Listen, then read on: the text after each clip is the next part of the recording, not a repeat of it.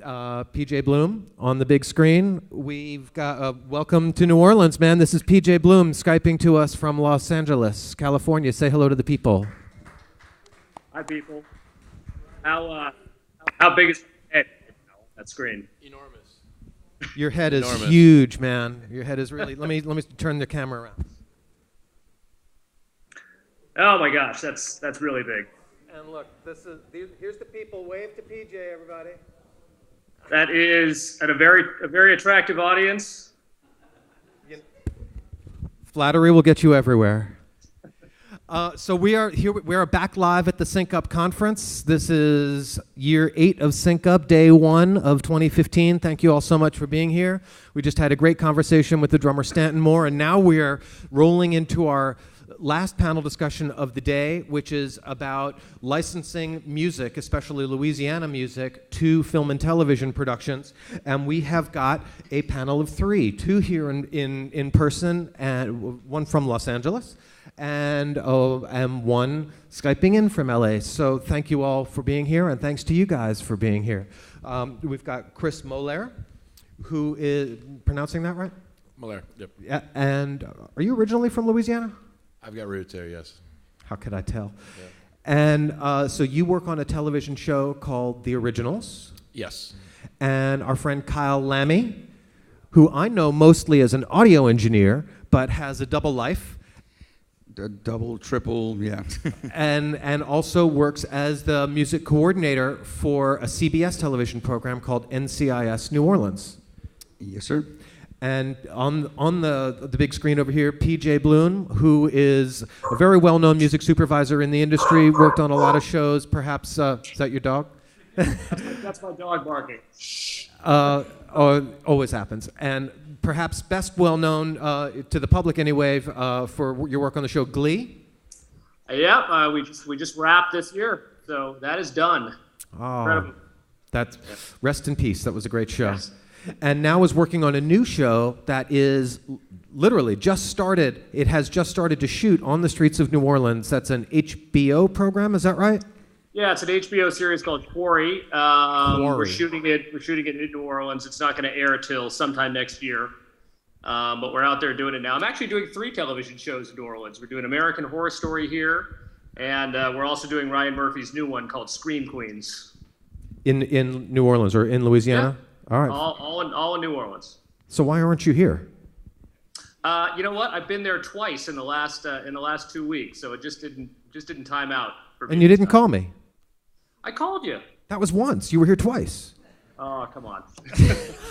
I know you're busy, bro. Sorry. All right. So anyway, I think that for this one, we have done, as you guys know, so we've chatted about this topic, and at the Sync Up conference, I mean, it's called Sync Up, for God's sakes. I mean, we have a very keen interest in the whole topic of licensing music, especially original music, to film, television, commercials, video games, whatever. And we've talked at a number of panels. PJ, you were here a few years ago and spoke on one of these panels, and it's often seemed, I don't want to say esoteric necessarily, but kind of out of reach for people, because it seemed like we were kind of talking in abstracts. And what I really like about this panel is that it's very concrete, because all 3 of y'all are actually working on shows that are filming on the streets of New Orleans right now, and means that you are actually involved in going out and licensing and in many cases using people on camera, right? In the programs that you're doing, and people are getting real money on this stuff. So to me, this is a very practical, very hands-on opportunity. So what I think I want to do at this point is just open it up to questions. Y'all are here to talk to these guys. Somebody's got to have a question about licensing their music. If you would please use the microphone in front for our global viewing audience. Hi, nice to meet you all. This is one of the main reasons I came to this conference, because I found in the past a real sort of catch-22 with trying to approach like music supervisors. Frank, can you turn it up a little, please? There seems to be sort of a catch-22 where if you're trying to, one doesn't always get the opportunity to meet music supervisors or coordinators directly.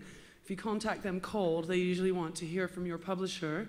If you don't have a publisher, that because they want to hear from your agent, and if you don't have it sort of seems like the gatekeepers are quite ferocious, and to get past that can be really difficult. I'm wondering if you have anything to say about that. Excellent question. So, independent musician wondering if it's too difficult to get in through the gate to licensing a piece of music into a film and television show if you don't have a publisher or an agent or somebody representing you.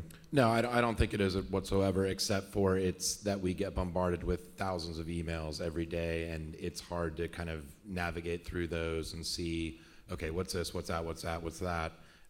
Things like this are great because we get to know you personally.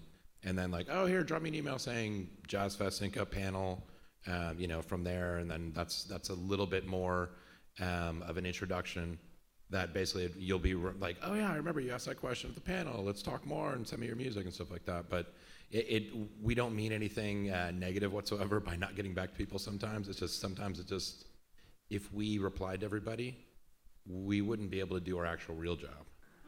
So. Kyle? Yeah, to elaborate on that, I know for NCIS, what I do is I love videos and audio. I really don't even want anything more than a contact on the email. Just like they're saying, if I sit there and have to read and respond to them, then it takes just all day. But just know that if you do submit music, I mean, we're listening to it, and it's just waiting for that right scene to come up. And especially if it is very New Orleans at its roots, it's going to get, some airtime, and it's going to be seen. It's just being patient with this, as well as the writers and producers of the show who may want something specific. Yeah, because I'd also say too, if we don't get back to you, you probably have a better chance of getting a placement than if we do get back to you. Why is that? Because that means we're busy. Okay. And if we're not busy, oh, hey, what's up? Good to see you, or good to talk to you, this and that. If we're busy, it's like, we're listening to music, we'll jam it real quick. We have our processes going through stuff, in seconds of like, oh, that's cool. I could work with this. And then something pops up, like the right scene, like he was saying. And then, somehow you get a random email out of the blue, and it's, oh, wow, how did that happen? That's cool. But, honestly, if we don't get back to you, it's probably a better sign than if we do get back to you. So. Oh, that's interesting. PJ, do you have a comment on whether you need an agent or a publisher or somebody knocking on those doors before they're going to get your attention? Yeah, I honestly, I don't think it has anything to do with us preferring to talk to a publisher or an agent or a record company representative. I think the reason that, well, there's two reasons that we oftentimes deal with it that way. One, these people speak our language.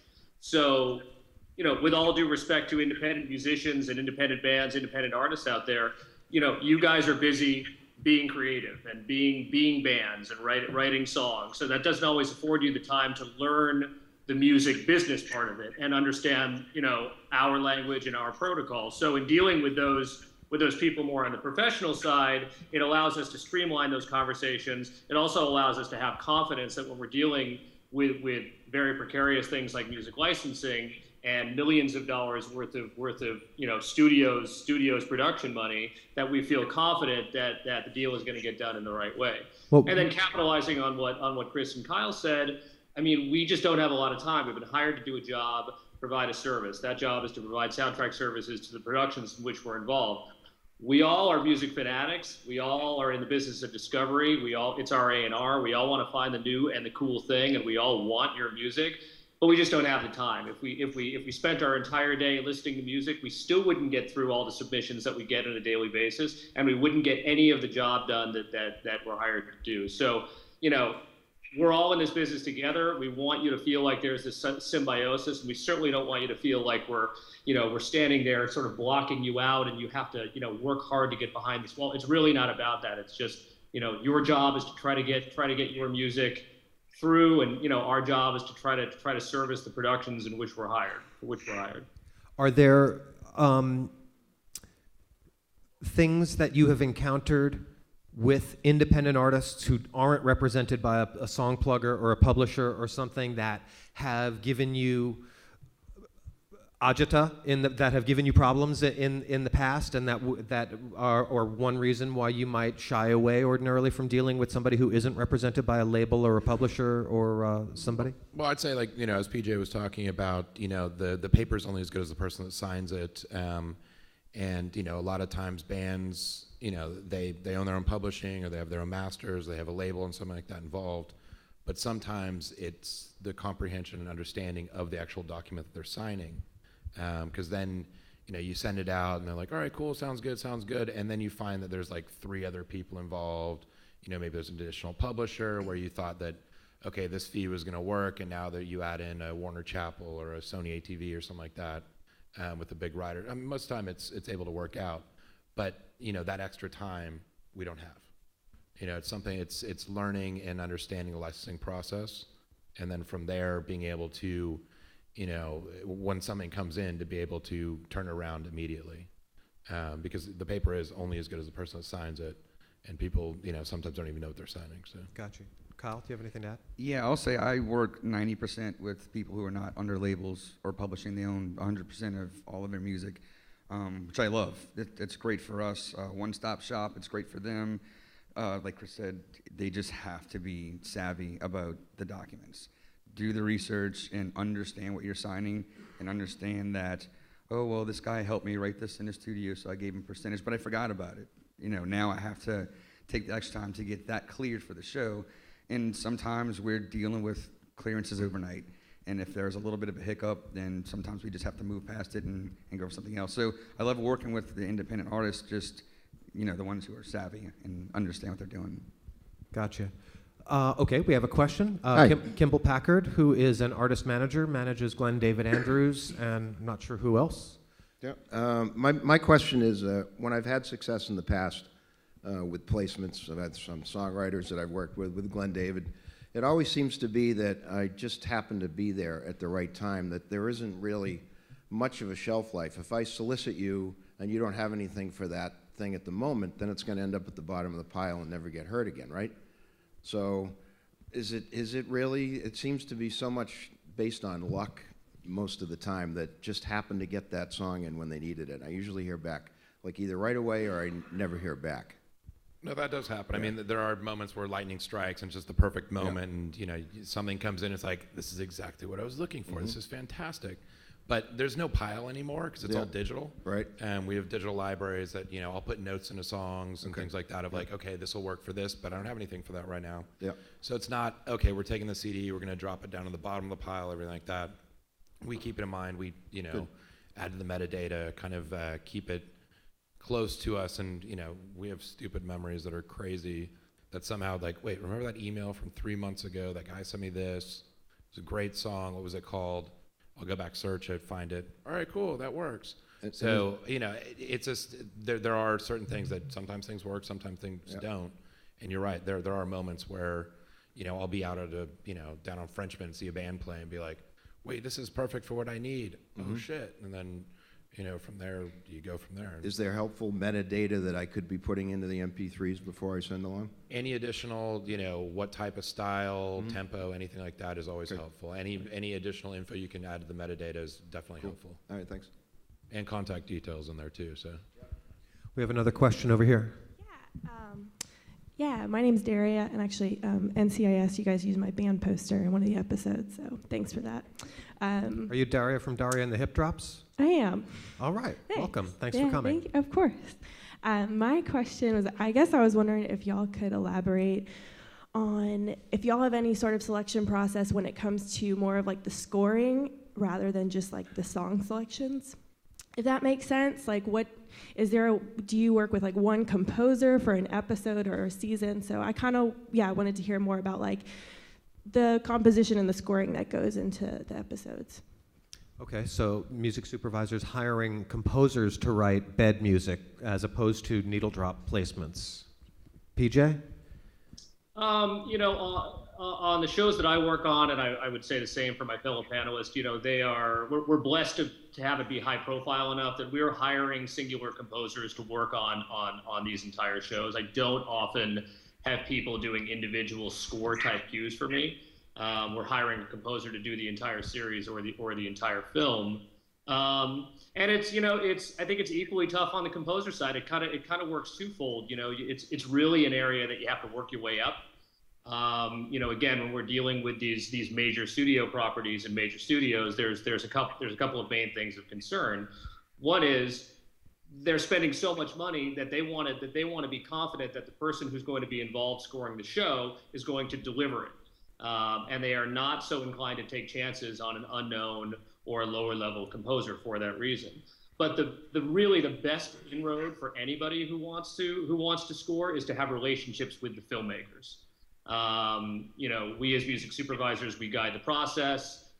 We filter it for our studios and our filmmakers, and then ultimately they are the decision makers. But if a director has an existing relationship with a composer, whether it's a seasoned composer or someone that's never tried it before that happens to be a good friend, then that director or that producer has the ability to force their will on the project.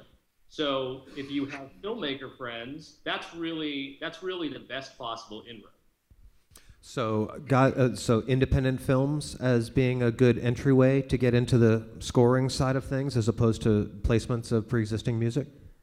No, I definitely think, because the more experience you have, the better you're going to be at scoring. And scoring's a whole different animal. I mean, it's seeing things in, basically an episode or even a TV series. You have themes that you're putting together for these various characters to tell the story.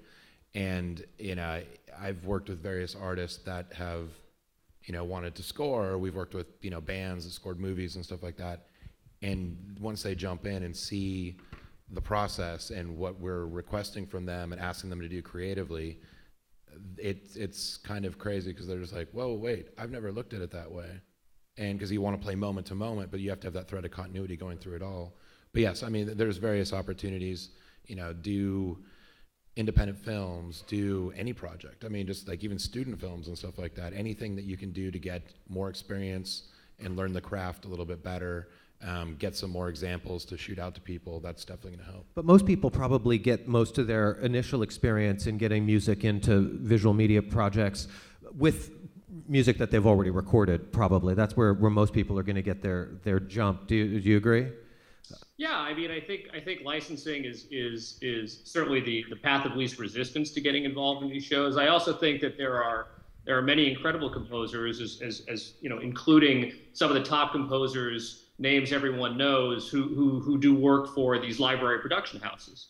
In a world of reality television, these music libraries are one of the dominating forces in music right now. So there are many composers who are making fantastic livings writing score cues for these library houses. It's a little less sexy, and it's something that help can create a career for you over time. But again, in the spirit of constantly honing your craft, constantly working. These library production houses are a wonderful outlet for people who want to be scoring and try to generate a living from that score. Now, the reason that I was especially excited about having you all on a panel today is because you're working on projects that are happening right here. They're filming on the streets of New Orleans. So, Kyle, do you want to maybe give an example of how you found somebody that perhaps was unsuspecting, not necessarily trying to get in a CBS TV show, but ended up? Yeah, I can't think of one band that I have used that was, hey, let me go get on this show. It's all been, like the other question, it's been lightning that struck.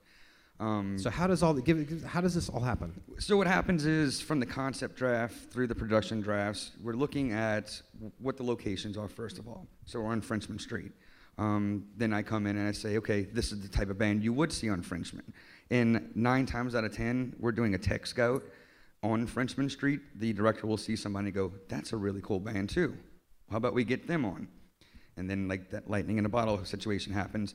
But other than that, it's... So literally, because you're there, you're here, yeah. And they'll just say, oh, how about that one? They want it as realistic as possible. What's more real than a Wednesday afternoon when they're going on a tech scout and they happen to stop at lunch somewhere and there's a band across the street? So can you think of anybody that's actually gotten on the show? Sure. From that kind of situation? The Sweet Jones, a little kind of folky Americana band. I've got them placed.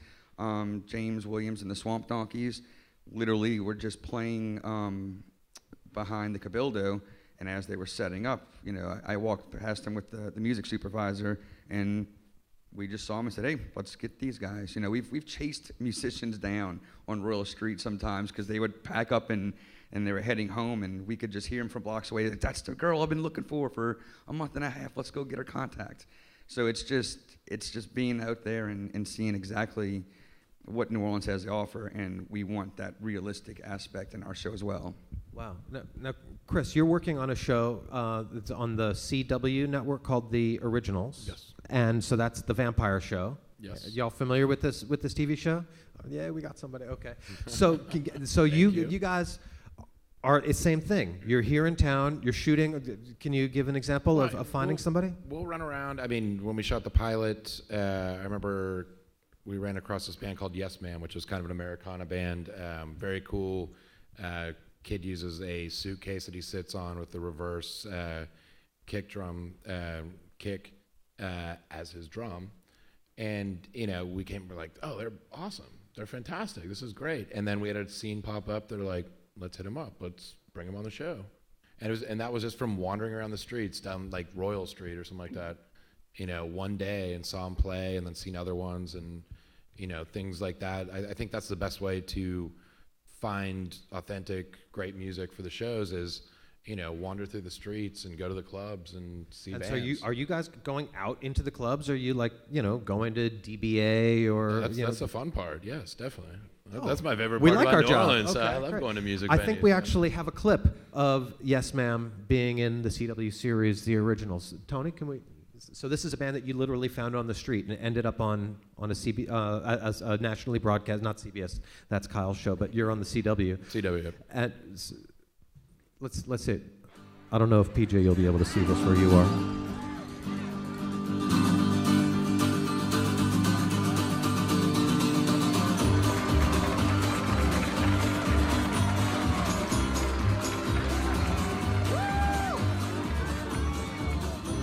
It's good to see you. I was worried he thought I was some hothead after that display at the masquerade. We all have our hot-headed moments. Anyway, I'm almost done here until cleanup, so the two of us girls can hang out if you need to go schmooze or whatever. You know, he was supposed to stop hovering like 10 minutes ago. Which one's the vampire? You see what I mean? Authority issues. They're pretty much all vampires. I'll go talk to the mayor. I should watch this We show. got a She knows witch how to in show there. some We got a respect. vampire. We got werewolves running around.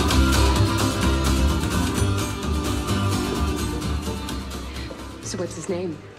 Hot guy with the fiddle. Tim? I knew he'd be here. He always All right, performs at these we kind get of the idea. things. So scene with that's taking place in a bar. You needed somebody to be on stage. Actually, in that same episode, we had the Stooges brass band come in and shoot with us also. Oh, so fantastic. Walter and all them were I'm sure we all know the fantastic, Stooges so. brass band. So this is a situation where the band that you found on the street ends up on camera Yep. in the show. Yep. So they get paid a fee. Yeah, we licensed their song too, which they, you know. But they're also being paid as actors, yeah, right? Yeah, they're paid as actors, so they get the daily rate and everything like that. But in addition, you know, get a licensed track, which they only had up on Bandcamp at the time. And It was a song that was just online. It was not even a physical release. No physical release. Yeah, I think they had some that they sold on the street, but they were burned copies, stuff like that. But So yeah. obviously a song they wrote that they owned. Yeah, they don't do. And what about? But did you use their master recording, or did you record? Use their him? master recording for playback. Yes. Yep. So did they actually then get the master use fee and They the got the master and the synchronization fee as a publishing. songwriter? Yeah, it's just better for, you know, there's different times. We've done live recording. We've also done, you know, playback where they mime to it. It just matters on the location. So when you get put and I guess this happens to all you guys. Sometimes you'll take the band and you'll take their CD, plop that in, they get the master. But sometimes you'll put them in a studio, record something that you will use on the audio for the show. Then they don't own that master. You own that master, or the production owns that. Yeah, master. or we'll just do live recording on set. I mean, I know PJ's doing a lot of that right now. So. And so when you record something live on set, that master belongs to the production, not to. Correct. Okay. Yeah, the shows need to own everything. I mean, the show itself needs to be a fully contained entity when they sell it and when they air it. So that's, you know, the music is included in that. Well, I think, you know, the folks in our audience are the folks that make and sell their own records, so they're probably interested in those opportunities when they can not just get the publishing money, but also get the master use fees. So that's awesome. Now, Cindy, you had a question before. Did you want to? Oh, awesome. We answered your question. Fantastic. We have a question over here. Hey, everybody. Thanks for joining us, PJ and everybody. My name is Graham, and I want to go back to scoring just a little bit. I formerly worked with a kind of a production group of sorts that's disbanded. Did some stuff for the Discovery Channel. We did some movie stuff, some indie movie stuff. And I'm trying to get more into that. See, we had some connections before, some guys that knew people at ESPN and Discovery Channel and stuff like that.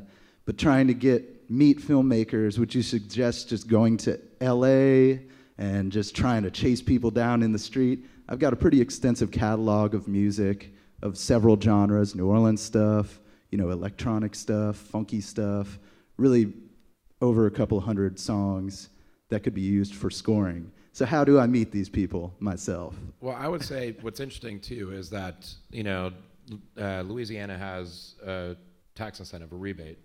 Georgia, other states have those too. There's more and more films shooting right here in New Orleans and in Louisiana in general.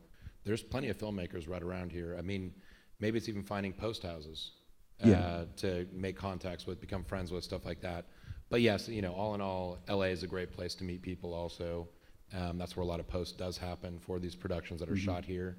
Can I ask you guys, so following up on that and the film incentive program, how much of the fact that you three guys are doing, that we're here right now, has to do with the fact that Louisiana has these film incentives? Everything. That's everything. So it's 100% responsible for the fact that you guys are actually out here and licensing music. So that's the only reason that we're here, and I'll even go a step farther to say that we priced out making these shows in other parts of the country and have them bid against each other, and Louisiana just consistently comes in better priced than these other cities. Is there any part of the film incentive program, as far as you know, that gives you an added reason to use music from here, other than the fact that it just, it fits because you're shooting here and maybe it's set here as well? Or, I mean, does the incentive incentivize you to want to use the music in any way, or not so much? It doesn't really cross over into the music aspect. This is more the employment part of it and the location part of it and what these companies are paying for permits from the city. I think the incentive is the fact that we're actually here, locally on location, and certainly for on-camera music opportunities, the easiest thing to do is to find local talent. And just by the nature of being here and our geography, we're immersing ourselves in local Louisiana music. So by virtue of that, and by virtue of some shows, like NCIS, which is specifically a New Orleans-based show. I'm not sure if the Originals is actually supposed to be taking place in New Orleans. Is it? Yeah, it's supposed to take place. Yeah. Yeah. So just by virtue of that. And your show is actually set in Memphis, although you're shooting in New Orleans. My show is actually set in Memphis, 1972, of all places. But you need Stax Records, is what you need. And we're shooting a little bit here in New Orleans, but actually the challenge there is to find New Orleans bands that don't sound like they're New Orleans bands. This is a very unique part of the country, and the indigenous sound here is kind of unique to itself. So one of the bigger challenges has been for us to find bands that do something that sort of transcend the New Orleans thing, a little more Americana, or a little more accessible and to a global audience. Good luck with that, my friend. I wanted to yes. So, touch back upon the incentives thing that you were just asking. I haven't looked into it for a while, but once upon a time, if you used the LPO, there was an additional tax break. The Louisiana Philharmonic Orchestra? Yes, sir.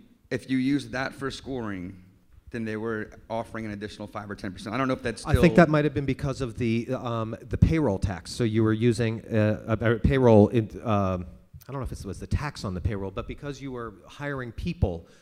it was rolled into basically the employment part of your package, and there was an additional incentive for hiring folks. But what would you say if you found out, as we found out at a panel earlier here this morning, that there is right now in the Louisiana legislature a bill that was introduced this week to add an additional 15% on top of the 30% tax credit for filmmaking if you use Louisiana-owned copyrighted music in your productions. So a copyright owner's incentive, you get, if you license a Louisiana song, hire a Louisiana music composer, that's 15% more than so 45% over 30%. What do you think your finance office would say to that? I guess PJ and I are moving to New Orleans, so. Our work here is done, ladies and gentlemen. Thank you. I'll see you all at Jazz Fest. Yeah, I personally don't think I gotta be honest.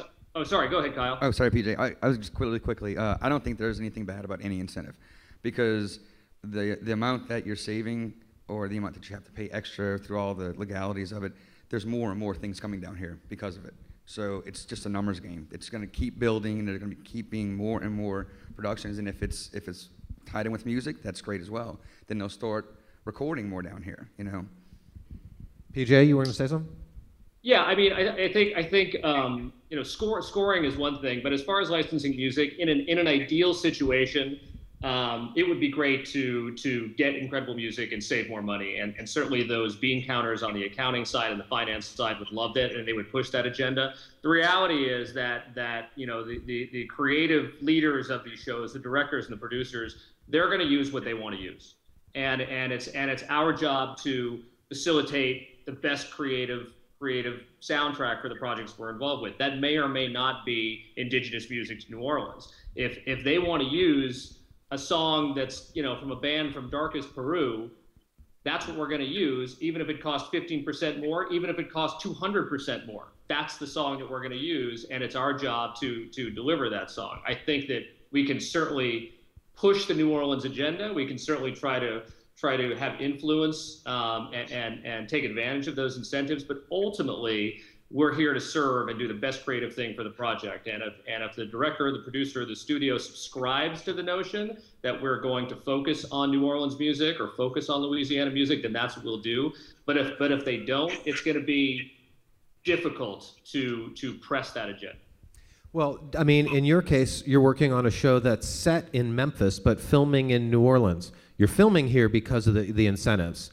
So you don't think that if you could find musicians in, I mean, well, do you have to find music here, or are you going to use music that, you know, could be recorded in Vancouver? Does it matter? Well, for the source material, we can use music from anywhere. For the on-camera bands, we don't necessarily have to use bands here in New Orleans. It's just the easiest and the most economical. You know, I don't have money to be flying people in. You know, so it's, you know, great to get bands that play locally, that you know, live half a mile from wherever our set is. It allows us to do rehearsals with these bands. It allows us to easily do pre-records if we have to do that. So it's just easier. And there's incredible talent here. I mean, we've had an opportunity to use fantastic local acts here that everybody's been just thrilled with. So, you know, again, just by in the spirit of geography, the fact that we're here is going to be advantageous for the New Orleans music community. Awesome, thank you. We have a question, a couple of questions. Yes, sir. I have it's kind of a two-part question. Considering your comment about the LPO and doing recordings here and the ability to purchase what you want from anywhere in the world, where do you think the local industry is at supplying you know, nationwide international film communities with products they want? And where are we weak here, and what could we do here in our local industry to be even more competitive and to keep you from looking elsewhere? And then another question, completely unrelated. I was wondering if you could talk a little bit about what your process might be in a crunch time situation where you know what you want, you know when you need it, but you may have to make it happen. Do you have any methods or you know, ways of approaching that that could give us some insight to those situations where you may actually need something out of your comfort zone? All right, so where are we in terms of our ability to deliver what you need? You guys, let's stick to the situation at hand. You're working on these shows. Are you encountering, I mean, not so much the orchestra, but are you finding musicians that, you know, they may sound great, they look great on the street, and then you start working together and it's like, oh man, this isn't working? Well, I think it's funny, and you know, you guys may be realizing this, but it's New Orleans, and bands work on New Orleans time, and it's just a laid-back sense that. What do you mean by that, Kyle? Yeah, so that's about the. I'm sure they've come across it already. We're just laid back over here. It's a very calm, cool, collect, no matter what, and that's just the mind frame they have. But as far as what they give us, it's gold always, and it's kind of funny because you're gonna start seeing some Royal Street musicians driving BMWs because we are all using the same bands everywhere, and I'm sure other shows are using them. I mean, once they get out there and the word's out about who they are and what they do, every production's picking them up and using them. So it's a great time for everybody right now. Chris? I mean, it's also like going back to the tax incentive. But if you had any of those, like, oh shit, this is not working at all with any local bands. Things happen. I mean, the entertainment industry is all about, okay, something happens, let's figure it out. Let's go from there and let's resolve it. If you're here in New Orleans, luckily, you can kind of tweak that a little bit, this and that. But I mean, once you're kind of locked in, you're spending so much money on that particular scene, that shoot day and stuff like that. If it's not working, you got to figure it out one way or another. Whether it's a different song, you got to make it work. Either that or find a band very quickly. But most of the time, it's figuring out what you have. You're kind of locked into that, and you go from there. So great. And the other part of the question was asking about your process and how you go about identifying. Can you clarify?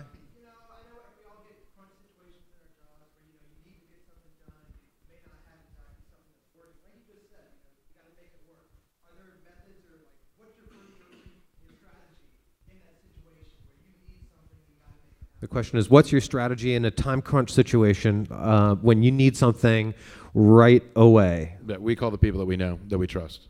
Like, basically, if we need something immediately, we call the people that we trust 100% that they will be able to get us something in that vein or that ballpark, cleared, So it's going to be somebody you've worked with before. Yeah, it's going to be somebody. It's going to find somebody that's going to make it the easiest situation to resolve. Yeah, 100%. We're not rolling the dice on anything at that point. We're in a pinch. If I need something, as soon as I call people I know, I need something on camera, I probably call Kyle and say, hey man, my situation, I need a ringer in 24 hours. God. You sound like an alien. I think, PJ, we're having some audio problems on this end. I don't know. We're okay. Can you hear me? Now we are. Yeah. You just got a little bit garbled in that last one. Can you say that? Because I said something incredibly profound just now. Okay. Well, moving right along. All right. Take two. Can you just recap? No, I was just saying that if we're in a pinch, as Chris said, I'm going to my friends who know the situation. If I need something to be licensed and I need it immediately, I'll go to people I know. If I'm in an on-camera situation, I would call Kyle and say, hey man, I'm totally in a pinch. I need a ringer in 24 hours. Hit me. And it's got to be completely cleared. It's got to be completely within my budget. No messing around. Yeah, exactly. And one thing that we do, we work really closely with Delphio Marcellus. I have him pre-cleared in his own deal. So I know if I need anything in a very, very small pinch, I know it's cleared, I can submit it, and then we're done. So it's just doing a little bit of homework and maybe thinking ahead. And if you can get those pre-cleared standard deals, it's always helpful if you get in that situation. At an earlier panel, talking on a similar subject, one of the questions came up with, especially when dealing with local musicians, is sometimes, and I guess maybe street bands may be even more dangerous example of this, is sometimes they neglect to do stuff like register their copyrights. Are you running into this as an issue? I'm not so much an issue. I find more the street musicians not taking advantage of ASCAP and BMI. That's royalty money that's going to get cut when the Q sheets come out, and they're like, oh, I'm not registered. It's like, well, it's mailbox money. It may not, you're not going to live off of it, but it's still your money that's going to come across. Now, a radio station won't play a record that's not registered with the PRO. What about the TV networks? I've used songs before that were just copyrighted without being BMI. So they'll let them go. They'll let it get on the air if it's not. As long as it's copywritten, and we pass through a musicologist so to make sure it's not a rip-off of anything. But if it's their song, we'll use it. Yeah. Wow. Okay. I think we covered that one. Question. Another question from the audience. Hey guys, you mentioned earlier about bands receiving for bands who are performing in an episode, they get a daily rate and I was wondering if they would get residuals from being in the episode, or if they just receive money from the PROs. Okay, question about residuals for artists, musicians appearing on camera as actors. You'd probably know more about this. So, I mean, NCIS works under the American Federation of Musicians, which is a local music union. They get paid their day rates. They get paid their SAG rates. They won't see any residual money for the likeness, but they'll see it through BMI and ASCAP for their music. So the public performance royalties for the public performance of their copyrighted song, but not for them being an actor, getting an actor's residual like a SAG artist Correct. might. yeah, and that's one of the important things of registering the copyrights, because that's money that just goes into a bank account and sits there until that's registered. I mean, basically, you're missing out on money. Yeah, and I'll tell you something interesting. It breaks down. Only singers are going to receive the screen. You're being profound again, aren't you? Really was profound too. Wait, we just had some more garble. Go back. Hello? Back it up. Can you hear me? Now we can. Go ahead. Okay. Well, in terms of the unions, Louisiana is a right to work state, so we do not need to go union. Oftentimes that means we're not going to do AFM. So if we're not an AFM show like Quarry is, then the musician component is not going to receive residuals. However, Screen Actors Guild always pays residuals, but only the singers in the band are going to receive Screen Actors Guild payments. So there is every situation where there might be a band, there might be 5 players and 2 singers. The 2 singers might receive $900 and residuals for their work. If it's AFM, the AFM band players might receive $300 and residuals. They might receive $300 and no residuals. It's an awful discrepancy, to be totally frank, and the way the unions work really highlight and overpay people who do one thing and underpay people who do another thing, but they all contribute equally to the creative process. So it's oftentimes a difficult conversation for us to have when I have to tell the singers you're going to make $900 plus residuals, and the musicians, the guitar player, the drummer is going to make $300 and no residuals. But that's a reality we have to deal with. Wow. So, all right, equal pay for equal work. Bass players of the world unite. This is not fair, people. Power to the bass players. Bass players only get $25.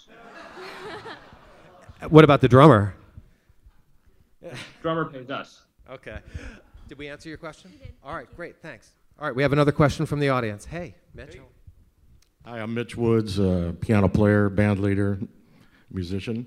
A couple of questions. Is there a database for music supervisors that musicians can tap into somewhere that you would know of? First question. There are books out there. I would just search the projects. IMDb, you can find out who the music supervisor, who the music department, everything like that, and it's pretty easy to find people's contact info. And they usually have a contact email or something? They usually have a contact email on that? Yeah, normally you can find, or just search the person's name. I mean, it's crazy. People like, oh, I found your name online. I just did a search your name, your phone number popped up, so I gave you a call. I was like, all right, cool, okay. Sounds good. Too. I don't know about the state government publishing that information for shows that are shooting here. Do you guys? I don't know if there's that type of resource. No, I don't think so. Okay. But there are A&R lists. There are music supervisor lists that you can purchase online. Definitely, you can subscribe to that stuff. Okay. Offbeat Magazine. Right, we're asking not about musicians, music supervisors, the people who choose the music to go into movies. Right. Yeah, no, that's harder to find. And then I got, Yep, PJ, go ahead. Yeah, I just want to make a suggestion. I think that there is an argument, say, that constantly trying to contact music supervisors, have relationships with music supervisors, is really looking at it the wrong end of the policy. What you really need to do is hear me? Can you hear me? You're skipping. It's only when you say good stuff that the thing freezes. You were saying when you're saying contacting music supervisors isn't a great idea. Why? Well, I think you're looking at it through the wrong end of the telescope. What you really need to do is figure out the kind of music that you play and the genre, and then start searching out the productions that use the kind of music that you're playing. Right. And then figure out who the person is that's putting the music into show after that. I am I work on so many things and I'm so busy all the time. I don't have time to deal with anybody's music that isn't directly related to the shows that I'm working on. So if you're a hip hop artist and I'm not working on a show that uses any hip hop, I don't give a shit what you do.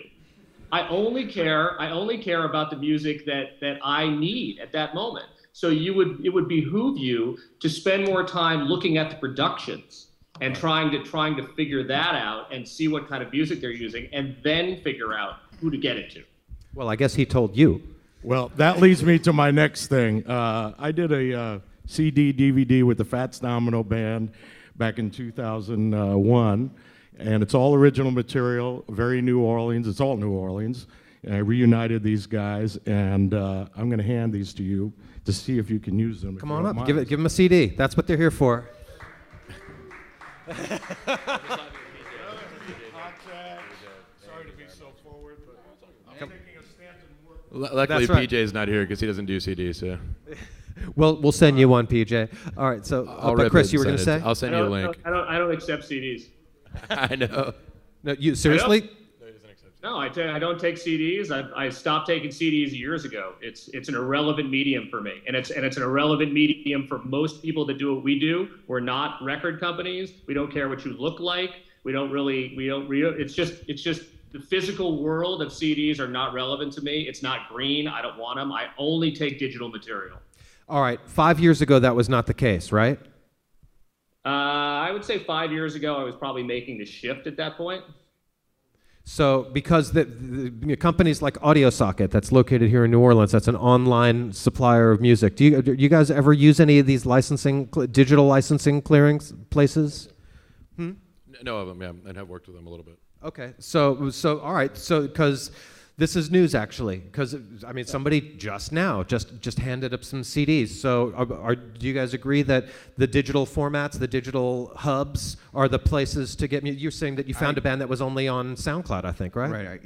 I really appreciate the CD, but I have a million that are just taking up floor space at my house. I will transfer them, but you got to remember, just like PJ said, it's digital.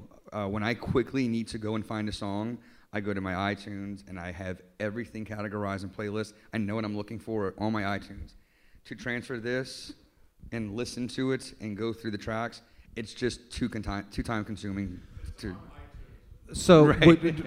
what about if somebody emails you a link to a SoundCloud or a YouTube? Is that helpful, or do you want to go to like a clearance place? Well, as long as it's downloadable and batch downloadable, because sometimes you have issues with, okay, I can only download one song at a time, so make sure that, Box or, there's so many different formats out there, or websites that you can upload music and send links. But if I have to download each individual track, I'm probably not going to download it.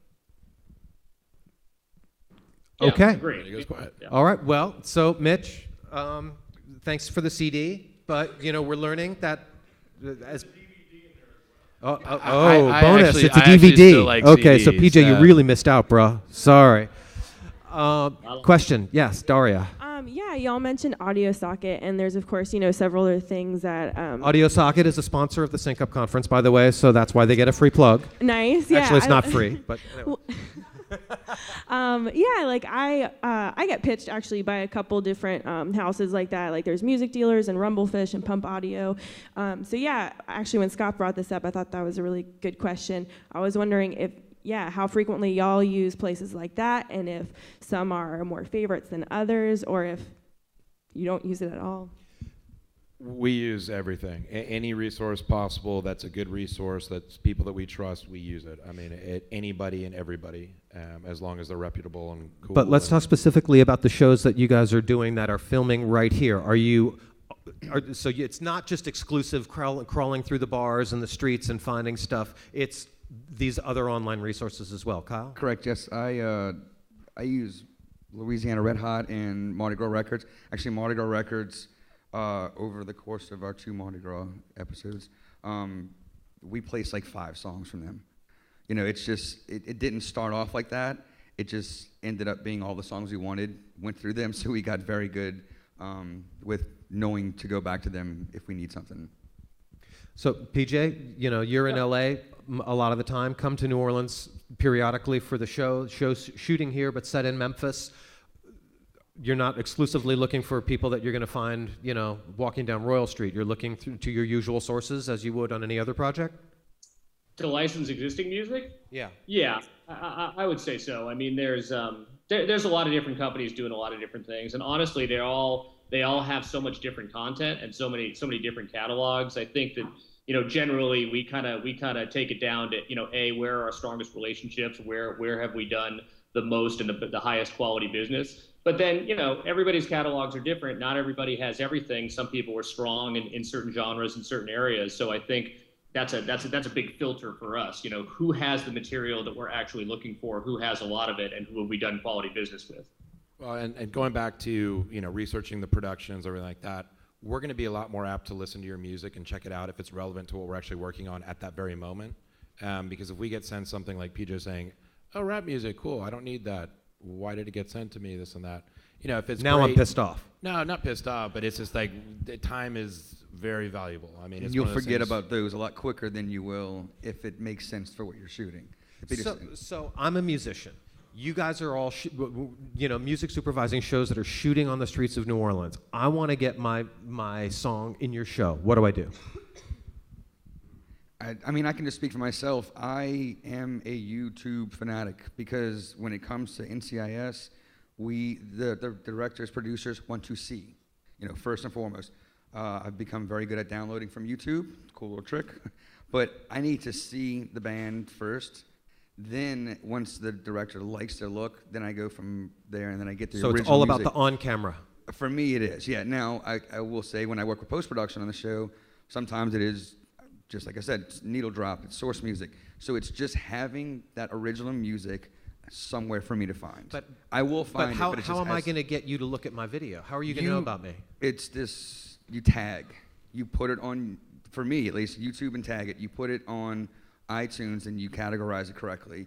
So you'll find it because you're searching. I'm searching for it. Now, I also take submissions. I have a Gmail that I set up, and I have no problem with people just flooding it, and then I'll go through it systematically when I'm off a day or two and go through it that way.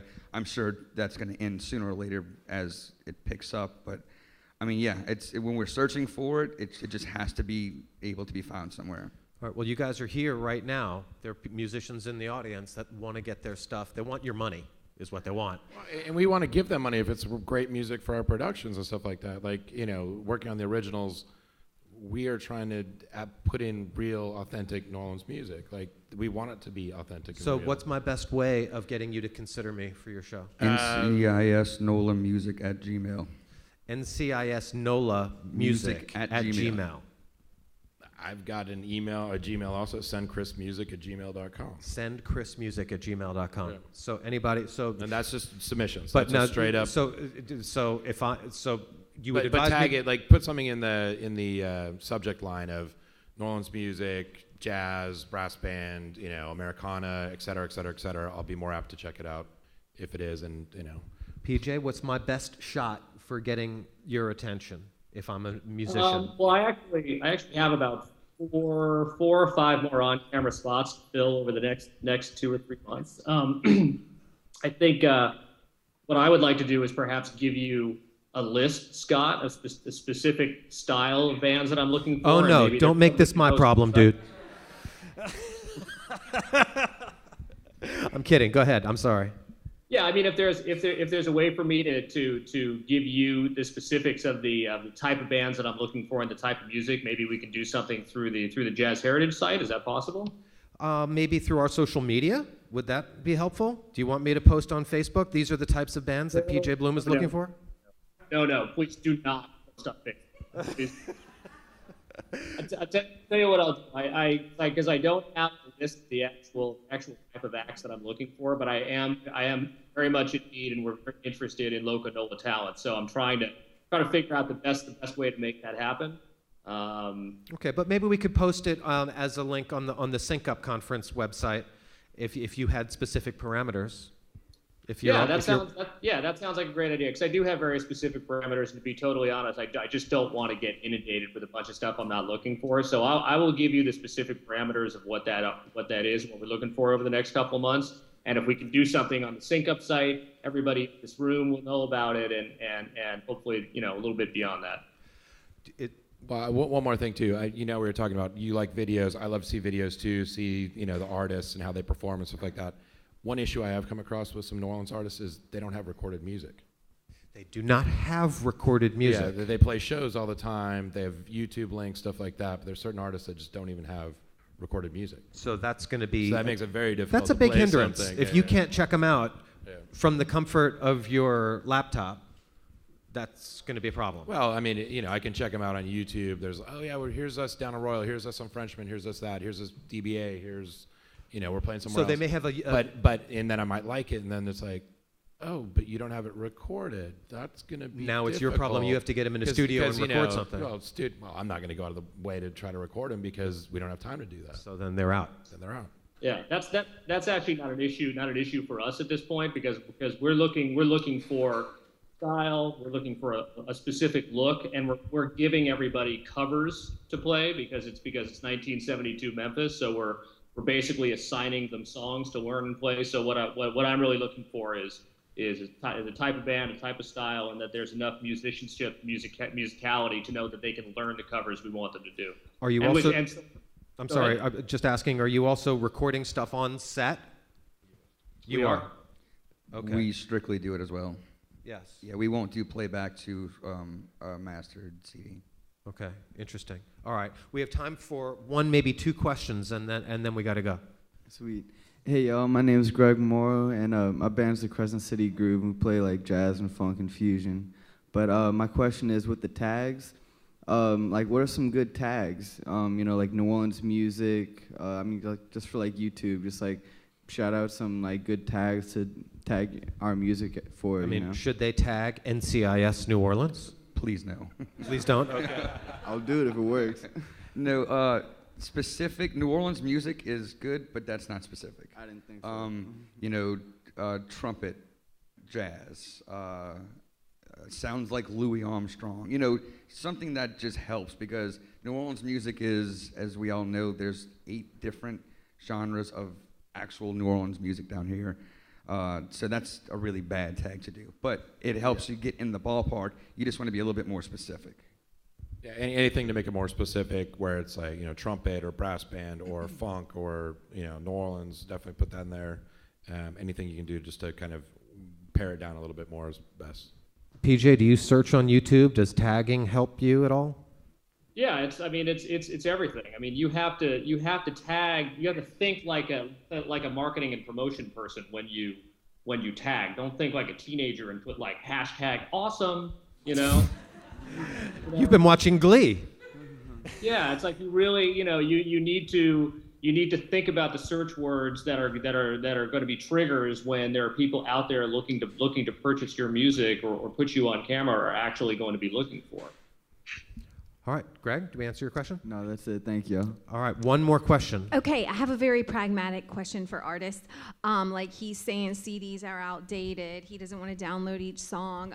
If you're an artist and you do want to submit music, what form? Like traditional MP3 files, zip files, sonic bits? Like it seems like it's ever changing, and maybe all three of y'all have different preferred ways or the best. Well, they want to see you, so they want it on YouTube, number one. Okay.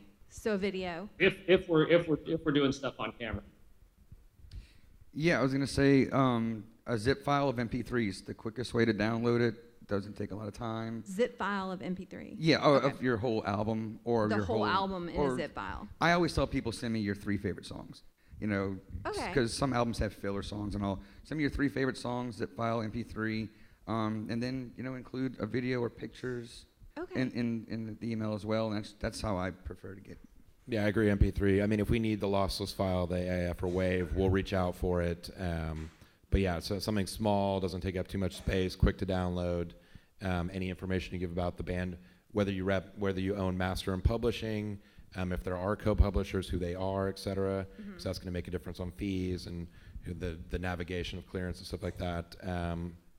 But yeah, not you don't have to go too in depth. We don't need like a bio of, where you went to kindergarten, all kinds of fun stuff. But as long as it's basic info, what type of music, what would be good for. Like if you're like, hey, this would be great for the originals. This would be great for Vampire Diaries. This would be great for Pretty Liars. This would be great for your indie film you're doing. This would be great for that. that helps. Okay, so zip MP3. Just MP3s. I mean, they're small enough to email. You can just email MP3. Sure. Yeah, Okay. but use a box or something like that to send a link. Don't Okay. just send straight to the email because, add So like a 1,000, Dropbox or 2,000. something. Yeah, Dropbox, Yeah. Box.net, You send it or Hightail, et cetera, et cetera, et cetera. So. Yeah, I would also go a step further and say, think about how you're tagging your folders and your download links. You should tag your folders and your links with your name and the name of the music and perhaps the date. Don't tag it with my name and the name of the show, because I know my name and the name of the show. I'm looking to find out who you are, and with the amount of music that we receive on a daily basis, I need to be able to catalog it, and I need to be able to search for it and go back to it. So, can you hear me? Yes. So we're just kind of running out of time, unfortunately. So unless there's any more questions, all right, one question. Come to the microphone real quick. You got 2 seconds. Repeat your contact info, please. Sure, mine is NCIS NOLA, NOLA, music@gmail. And Chris, did you have one that you give out? Send Chris Music, SendChrisMusic@gmail.com. PJ, do you have one you want to give or no? Yeah, it's Scott Aiges at the Jazz and Heritage Foundation. I deserve that. All right, on that, all right, real quick. Real quick, just you prefer all originals, like original mostly. If I have pure licensing, that's all mine. That's what you would prefer. No covers. I'm cool with covers too. I mean, it just matters on the place. I mean, for on camera and stuff like that, that's definitely, if it's a cover, a big cover, that publishing is going to jack up the price, which makes it prohibitive. But no, I mean, there's certain things for placements. I love covers. If all writers and producers want a cover, they're going to put it in the script. If you want to be on the show, you're more likely to get your original song on than a cover. Covers, originals, PJ? Well, he's all, you're all covers. You're all covers. Well, on this one. I'm all covers on this particular show, but it's only one show that I do. I mean, obviously, I love originals. Covers are cool. I mean, covers are a great entry point for a lot of bands, and there's a lot of shows, especially these contemporary ones, that if it's a cool cover, I mean, in the world of trailers right now, covers are everything. Cool covers of 80s or 70s songs that everybody knows. That's the whole trip right now. Fantastic. All right, well, on that note, we are going to wrap this cover of day 1 of year 8 of the Sync Up Conference, originating here in the Treme neighborhood in New Orleans at the George and Joyce Wein Jazz and Heritage Center. PJ Bloom on Skype from Los Angeles. Chris Mollere, live and in person. Kyle Lamy, live and in person here in New Orleans. PJ, man, thank you so much. Really appreciate you doing this, brother. All right, y'all, thank you all so much, and we'll see you back here tomorrow morning. Thank you all for coming.